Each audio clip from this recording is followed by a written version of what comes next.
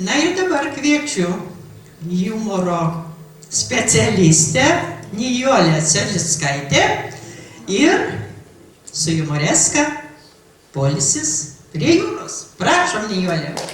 Palinksime.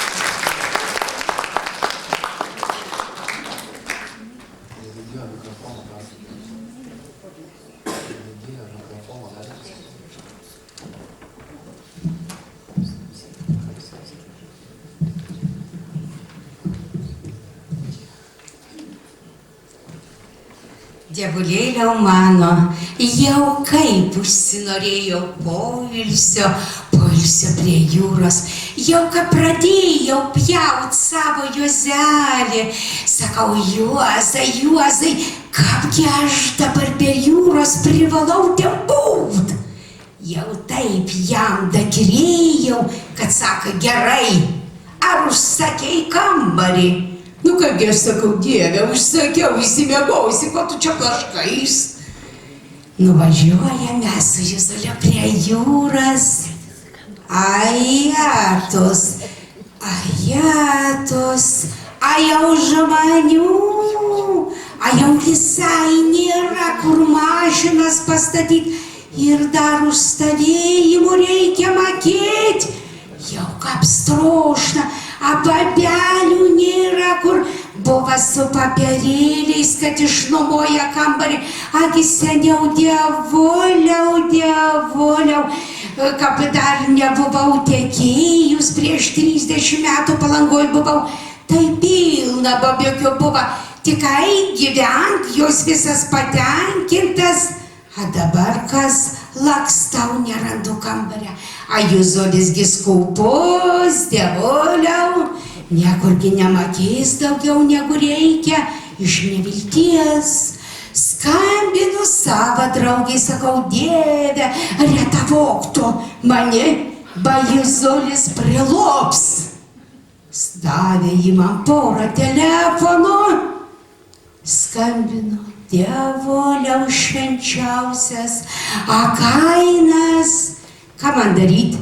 Susitariau tada su viena babela, sakau, klausyk, tu jam pasakyk tokių kainų, aš jau tau damokėsiu iš savų sutaupytų, a jau tie to sutaupytas per tokį vargo. Alekų daryt, nuvėjam su Izaliu miegot. Duoda tokį kambarėlį, 2 ant 2, jūs žinot, kas būna 2 ant 2, Dieve. Ir pastatyta sofa, mano laikų, mano jaunystės. Viena dalis ant taburečių. Ir saka, jūs tik atsargiai, nesivaliokit čia, nesulaužykit. Dievoliau, akų jau laužyt, gali šonkaulį sau susilaužyt. Gulim su Juzeliu tokias pakaini. Ale, tai kągi išgulaisi, aš vis ridenuosi, nai kreiva, buzuota, ridenuosi ant Juzolę. Išsikankinam visų naktį, susirietę abudu. Einam ryte vaistinę ant tepalo, nuo redikulėtą nusipirkam. Ir einamgi paplūdimėn, sakam, dievoliau, išsitrinsim, jau pagulėsim, pailsėsim, išsitriniam, a jau žmonių. Kad atsigulam, tai jūros jokios bangos nesimata.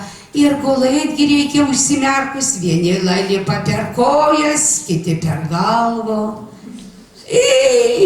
Girdžiugi Juzolis rėkia ne savo balsu, gelbėkit, retavokit, vaje.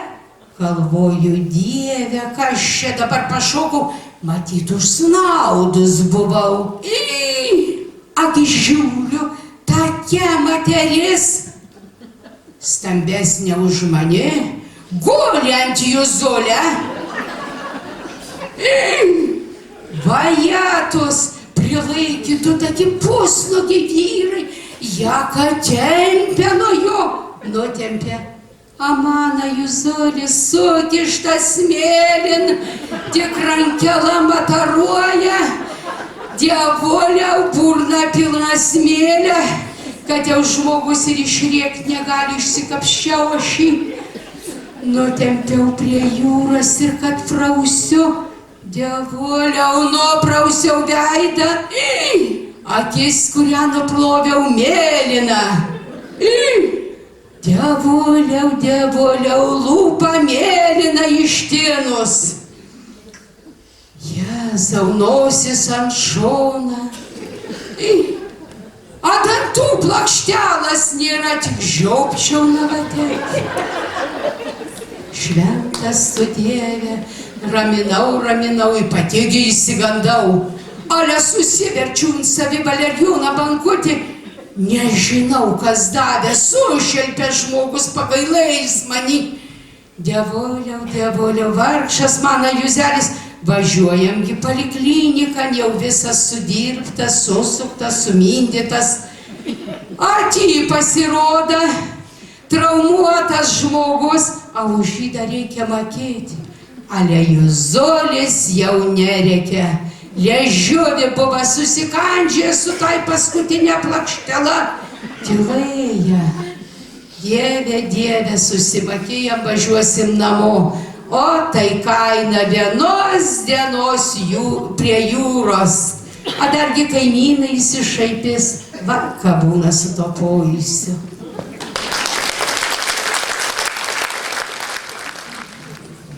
Vis pamirštu.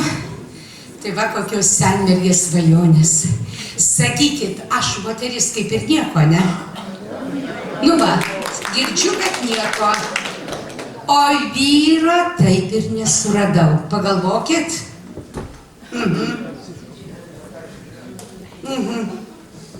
Gal jau toks mano charakteris, ne visigi man ir patinka, ale jau yra, kurie patinka, tai dievuliau.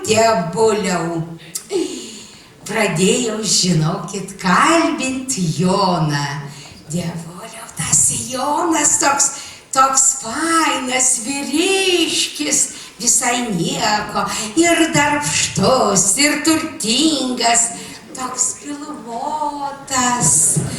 Ajei, mažiukas, agi man tokie kaip patinka. Nu kas iš tų didelių, ne? Dieve, va toks tai tikras. Olegi Marytė jį nusižiūrėjo. Žinai, tokia akiplėša, šypsena nutaisius, niekur jo vieno nepaleidžia, tik už parankės. Galvoju, nu ką man tie nervai, nu ir vedžiokis tu jį. Prasiu aš į kitą. Ką, čia dabar vienas vyras ant sėto? Ojei, pamėslijau, apsteisiu aš ir bejau. Pradėjau dairytis. Akis žiūriu, Petras. Dievuliau, koks rimtas, koks fainas ir dar turtingas. Ir man tik akutę vieną mirt, kitą mirt ir per nugarytę paglosto. Koks fainas vyras. Nu ir kas, kad jis man iki pažastų? Nu ir ką, tokiagi man ir patinka. Vajei, tikras vyras. Ale jam labai didelė bėda nutiko. Žmogus ėjo, užkliuvo ir jau kad griuva. Ir ką? Plokštelų prarėja. Pamany, kokia bėda žmogui, vargšas ir aš vargšė. Tai dabar sėdi namie, užsirakinęs, niekur neina, mergas nežiūri ir viskas. Skaitykit, vyras prarastas. Aš čia ir stipriai nusiminiau, ale nusimink, nenusiminus, į ką? Galvoju, nu ir Petras ne vienas yra gens vietą vyro, da pasidairysiu.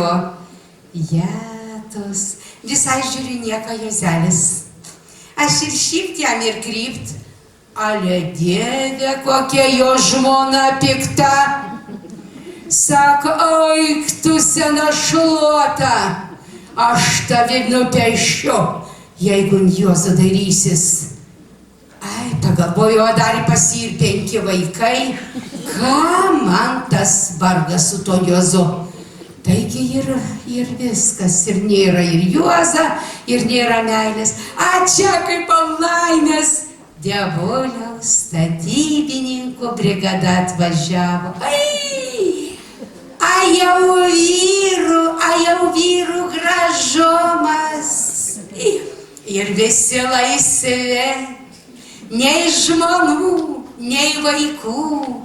Aš nuo to grožio, man dievuliau net paduose diegliai atsirado. Naktį galva sukas, bemiega jau Dieve 2 savaitę gyvenu. Dievuliau, tiek vyrų, aš viena. Ir kaip dabar išsirinkti, sakykit jūs man, taigi tragedija.